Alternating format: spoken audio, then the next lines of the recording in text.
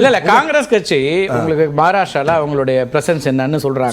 அது ஏன் அல்லது கர்நாடகால 8 இடம் கூடுதலா தான் 370 ஆர்டிகிள் ரிவோக் பண்ணதுக்கு பின்னால 370 ஆர்டிகிள் ரிவோக் பண்ணதுக்கு பின்னால ஜம்மு காஷ்மீரில் -22.5 பிஜேபி உடைய கூட்டணிக்கு, அதுவே காங்கிரஸ் கூட்டணிக்கு 5.0. ஓகே, இது இரண்டாவது லடாக்கில் லடாக்ல 10.8% கூடுதலாக நாங்கள் வாங்கி இருக்கிறோம். நானா நீங்க அப்படி கூட ஜெயிக்கல. நீங்க தமிழ்நாட்டுல ஜீரோ ஆச்சே. நீங்க தமிழ்நாட்டுல ஜீரோ ஆச்சே. நீங்க லடாக்ல நிக்கவே இல்ல. ஜெயிக்கல. பிராக்சி अपना உமர் அப்துல்லா ஜெயிக்கல. முஃப்தி முகமது ஜெயிக்கல. இருங்க நான் என் டைம்ல நீங்க சொல்லுங்க. என் டைம்ல ஏன் பண்றீங்க? இந்திய கூட்டணி உமர் அப்துல்லா ஜெயிக்கல. முஃப்தி முகமது ஜெயிக்கல. ரீசன்ட்டா அமைதியா இருந்தேன். இருங்க. இல்ல சார் உமர் அப்துல்லா ஜெயிக்கல தானங்க. ஒவ்வொருத்தரா பேச. முஃப்தி முகமது இந்திய கூட்டணி ரெண்டு பேரும் ஜெயிக்கல. இது ரிலேட்டடான தமிழ்நாட்டில் 0 வாங்கிய பாஜகவிற்கு ஒரு செய்தியை சொல்ல விரும்புகிறேன். தமிழ்நாட்டில் 0 வாங்கிய பாஜக 370 ஆர்டிகிள் ரிவோக் பண்ண பிறகு தைரியமாக தன் பெயரில் இருப்பதற்கு கூட தைரியம் இல்லாமல் அப்னா தன் ஒரு பிராக்சியை உருவாக்கி நின்றீங்க.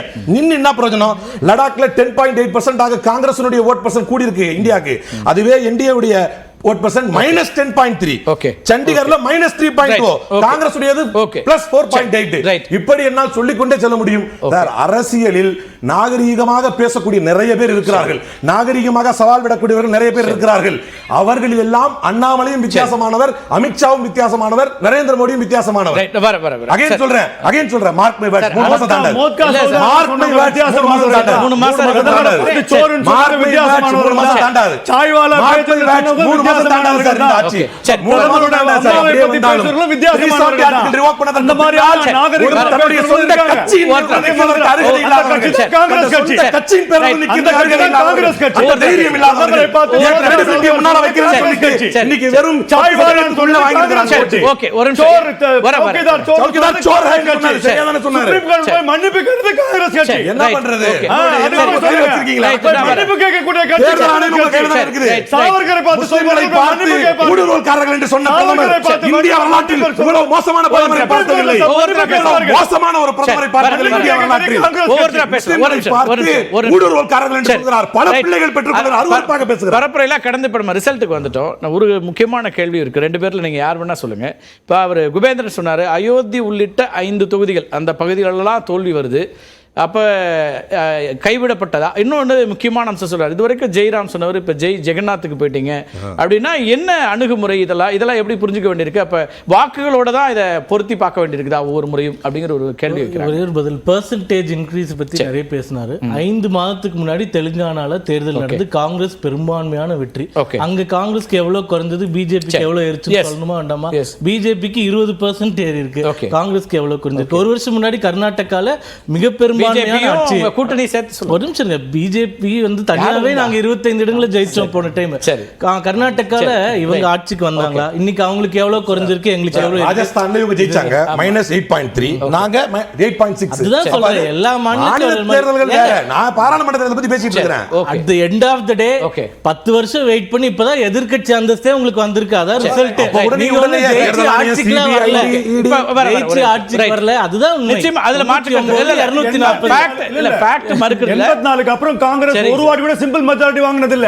அதெல்லாம் 2 வாட்டி பாஜக வாங்கிருக்கு. 84க்கு அப்புறம் அது எப்படி நீங்க உள்ள விட முடியும்? அதான் சார் எதிர்க்கட்சி தலைவர் அந்தஸ்தே கொடுக்க முடியல, இப்ப தவிர்க்க முடியாதுங்கிற இடத்துக்குலாம் வந்திருக்காங்க. அது வேற. இப்ப என்ன கேள்வி இருக்குன்னா சார், இதுவரைக்கும் வந்து ஒரு இந்துத்துவ அரசியல் அல்லது இந்த விஷயங்கள் முன்வைக்கப்பட்டது இனிமே தேர்தல் அரசியல்ல வாக்குகளாக மாறாது அப்படிங்கறத இன்னைக்கு உத்தரப்பிரதேசத்தினுடைய முடிவுகள் சொல்லுதா? கிடையவே கிடையாது. உத்தரப்பிரதேசத்துல தோற்றதுக்கு பல்வேறு காரணங்கள் இருக்கு. அது இருக்கக்கூடிய இடத்திலே தோல்வி சார். இப்போ லக்னோ தொகுதின்னு எடுத்துட்டீங்கன்னா 91ல இருந்து ஏன் அதை கேட்கறேன். வளர்ச்சி அரசியலை முன்வைத்த போது மக்களுடைய பெரிய ஆதரவு இருந்துச்சு. 2014 தமிழ்நாடு உட்பட பல இடங்கள்ல வாக்களிச்சாங்க. ஆனா இது ஒரு கட்டத்துக்கு மேல வளர்ச்சியை கடந்து இது மட்டுமே அப்படிங்கிறது நின்னா நிக்க முடியாது, தேர்தலில் அது ஒரு பேசு பொருளா இருக்க முடியாதுங்கிற இடத்துக்கு வந்தாச்சா? இப்போ அயோத்தியா தொகுதி குறிப்பிட்டு ஃபைசாபாத் கேட்டீங்கன்னா அயோத்தியா கோவில் இருக்கக்கூடியது ஒரு சட்டமன்ற தொகுதியில, அது போக பல சட்டமன்ற 5 தொகுதிகள் இருக்கு. அதுதாங்க இப்போ லக்னோவோ மற்ற தொகுதிகள்லாம் எடுத்துட்டீங்கன்னா 91ல இருந்து ஒரு முறை கூட தோற்காத தொகுதி. ஃபைசாபாத் வந்து பிஜேபியோட கோட்டை, எப்பயுமே ஜெயிக்குன்றது கிடையாது. சமீபத்தில் கடந்த 4 தேர்தல்களிலே 2 முறை தோத்துருக்கோம். யூபியிலே பின்னடைவு தானே. பின்னடைவு தான். அதான் யூபி காரணம் வந்து நிறைய இருக்கு. அதானே சார் ஹார்ட்லேண்ட். உங்களுடைய மிகப்பெரிய முக்கியமான ஒரு கேள்வி கேட்கிறேன் சார். திமுக தமிழ்நாட்டுல 10 வருஷம் தொடர்ந்து தேர்தல்கள்ல ஜெயித்த வரலாறு இருக்கா? இப்ப 5 வருஷம் ஜெயிச்சிருக்காங்க, ஒத்துக்கிற 19, 21, 24. அங்க 14 இருந்து தொடர்ந்து ஜெயிச்சுட்டே வரோம். இப்போ சுணக்கம் ஏற்பட்டுருச்சு. அது அடுத்த தேர்தல்ல மாறலாம்னு சொல்றேன் நான். அவ்வளவுதான்.